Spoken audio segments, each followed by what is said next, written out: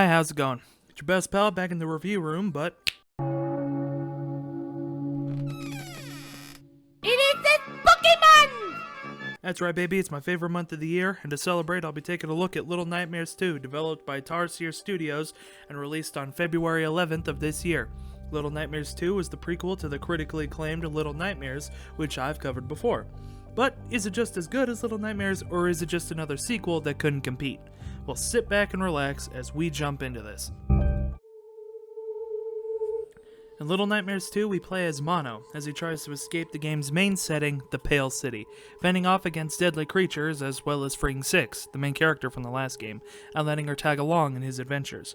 As they move forward, they find themselves in increasingly strange locations, from haunting woods to Pink Floyd-inspired schools, as they search for a way to escape the hell they found themselves in.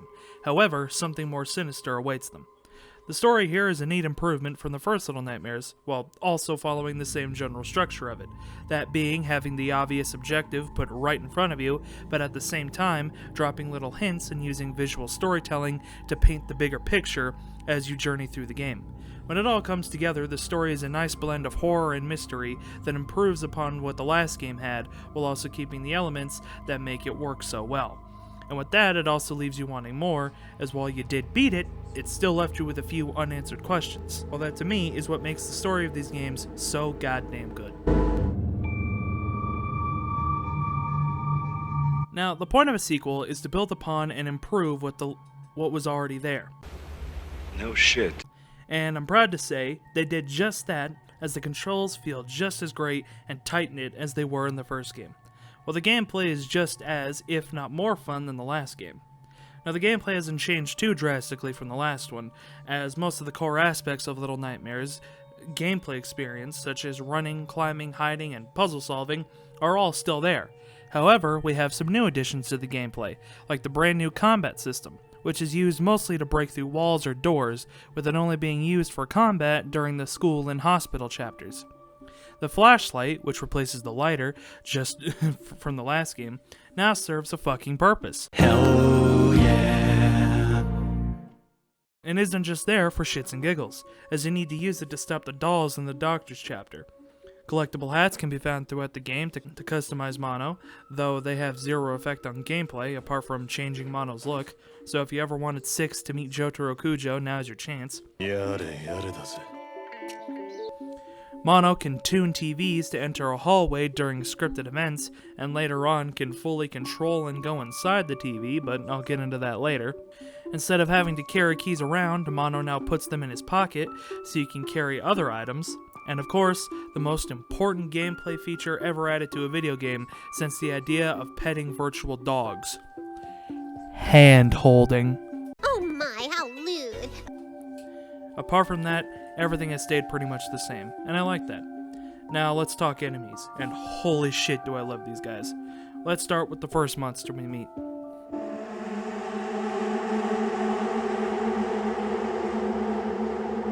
Oh my god, I fucking love this man. This right here is my favorite thing, ever. In the history of forever.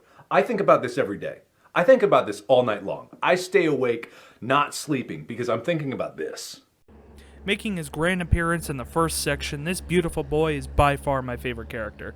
Every time he's on screen, he makes me feel some type of way. Fluffy seaweed seed buns. Yes. Okay, but let's move on before I lose my chill. The Hunter, as mentioned before, is the first enemy you come across, specifically after you free Six from his basement. I'm sorry. What? The Hunter is dressed in a green overcoat, a burlap sack covering his head with a Gatsby hat on top, leather gloves, black boots and pants. His outfit is very similar to traditional hunters of the 1920s. Now, the Hunter doesn't just hunt, he also taxidermies whatever he captures or kills. That means he removes their insides and stuffs them with cotton and other material. His main use of attack is his double-barrel shotgun and the bear trap / nets and cages he's laid around the area to catch his prey.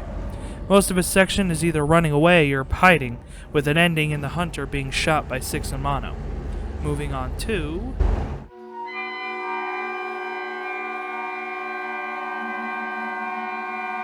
I'ma keep it real.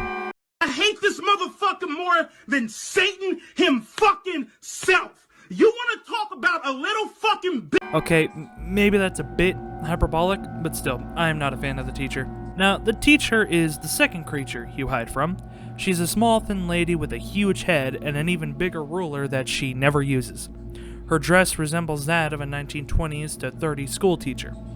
Now, while the level she appears in is cool, the teacher herself just isn't. Her main use of attack is her Mr. Fantastic-like ability to stretch her neck out for a near infinite length. It's a cool and creepy visual, but when compared to the hunter's use of bear traps and an actual gun, it's really not all that interesting. It isn't helped by the fact that she barely shows up, as most of the section you're fighting off the bullies with the new combat system, and when she does show up, she's piss easy to get away from, unless you're playing for the first time. And she doesn't even go out in an interesting fashion. You just crawl through a vent while she uses her head to chase you, somehow so close yet far enough that she can't get you. And boom, her part of the game is over. Let's move on, I can't deal with her shit no more.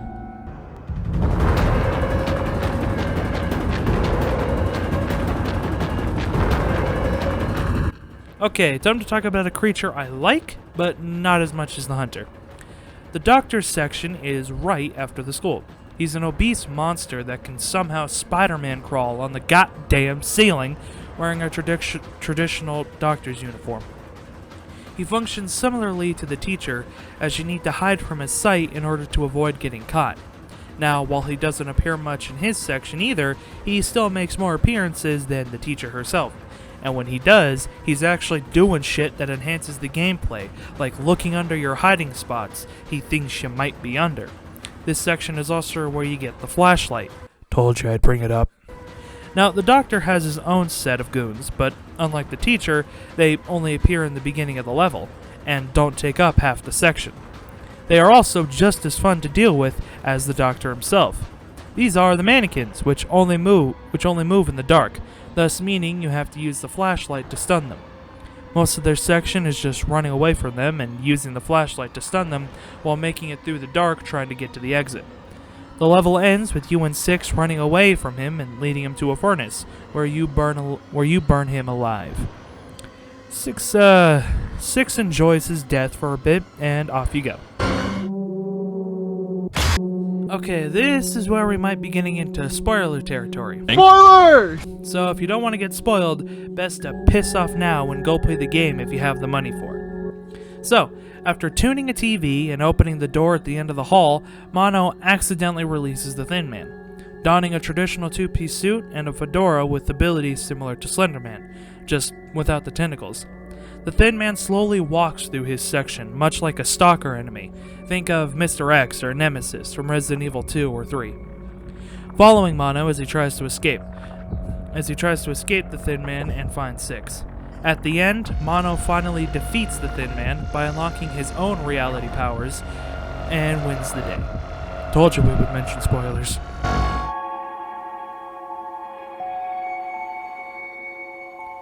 Wow, that took longer than I thought. Anyway, let's get into the visuals, and holy fuck are they good. Lord have mercy, I'm about to bust. Now, not much has changed from the last game. Everything is still way bigger than you, everything is still twisty and turny like a Tim Burton movie, and the color scheme/theme is still dreary and depressing, which helps the horror atmosphere. PC metro area, present day. But damn does this game look great. I 100% believe you could screenshot any of these locations and can make a sick wallpaper out of them. That look good. From a visual standpoint, Little Nightmares 2 is great from the art style to the models, everything. But visuals can only get you so far. Now, if you remember from my other Little Nightmares review, you know my biggest complaint was the fact that while the sound design was great, the music was decent to mediocre at best and flat out boring and unhearable at worst. So how does Little Nightmares 2 handle its audio? Well, it's fixed! He did it! The son of a bitch did it! Much like the story and the gameplay, the audio has been improved upon, especially in the music department. Not much has changed in the sound effects, apart from the fact that monsters now make more obvious sounds to help you better understand that the demon saw you. Run! Now, with the music, I gotta say, this soundtrack fucking slaps. Created by Tobias, last name I can't pronounce, the music does a good job at setting the mood and atmosphere of the game. But unlike the last time, the tracks are some real bangers, and this time around, I can actually hear them when playing the fucking game! Let's fucking go! To sum it up, the music is better, while the effects have stayed relatively the same with little enhancements. Okay, it's time to get into spoilers. Spoilers! You know the drill. Skip to this time code, or leave the video and go play the goddamn game, and come back when you're ready. If you already played it, or just don't care, then stick around. Let's roll. So after escaping the doctor, you find another TV that you can tune. Doing so, you reach the end of the hallway and release the Thin Man, who captures Six. After some puzzle solving using Mono's TV powers, you exit through a sewer grate. Mono removes his paper bag, or whatever hat you had equipped at the time, doesn't matter, and uses his new powers to push back and kill the Thin Man. Walking down the long stretch of road, Mono enters the signal tower and begins searching for Six, following the sound of her music box that was used in the beginning of the game. Eventually finding a larger, contorted creature that used to be Six. Using an axe, Mono destroys Six's music box, turning her back to normal. As Six and Mono make their way to the only escape they have, Mono takes his leap of faith, yet misses. And it's here we get the scene that made players cry.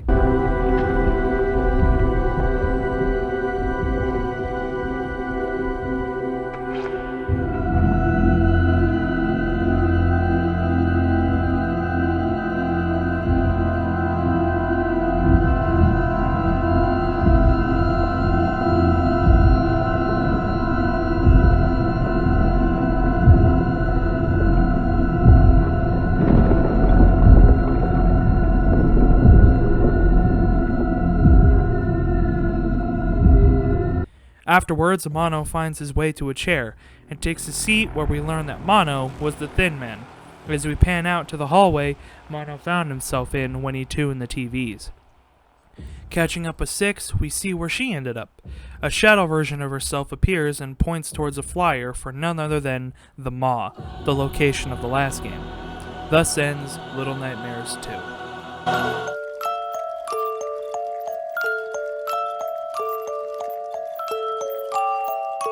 So all in all, is Little Nightmares 2 a good game? Yes, and it's one I recommend you play. The story is great, the gameplay is fun, the visuals are beautiful, and the music/sound design slaps. When all brought together, it makes a great horror game that everyone can enjoy. That's gonna be all for me today. I hope you enjoyed.